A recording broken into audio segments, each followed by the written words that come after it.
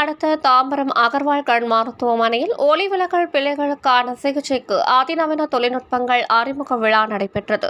விழாவிற்கு சிறப்பு அழைப்பாளராக தாம்பரம் மாநகராட்சி மேயர் வசந்தகுமாரி, துணை மேயர் காமராஜ் கலந்து கொண்டு காண்டோரா லாசிக் இயந்திரமான அல்கான் வேவ்லைட் மற்றும் கருவிழி இமேஜிங் சாதனமான அலிக்ரோ டோபோலைசர் ஓரிய என்ற புதிய சாதனங்களை அறிமுகம் செய்து குத்து விளக்கேற்றி நிகழ்ச்சியை துவக்கி வைத்து மருத்துவர்களுக்கு வாழ்த்து தெரிவித்தனர்.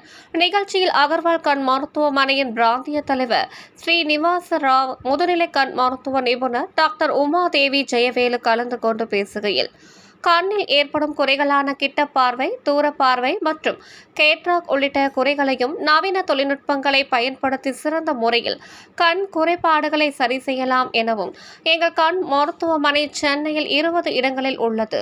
அனைத்து மருத்துவமனைகளிலும் அதிநவீன தொழில்நுட்பங்கள் மூலம் மக்கள் பயன்பெறும் வகையில் அமைக்கப்பட்டுள்ளதாக தெரிவித்தார்.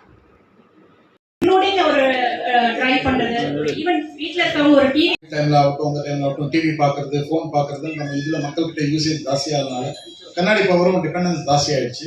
ஸோ அதனுடைய டெக்னாலஜி 18 இயர்ஸ்க்கு எல்லாருக்கும் கரெக்ஷன். வந்திருக்கக்கூடிய பத்திரிகை நண்பர்கள் எல்லோரையும் வழங்கி, தாம்பரம் மாநகராட்சி முதலில் தோற்றுவிக்கப்பட்ட போது தாம்பரம்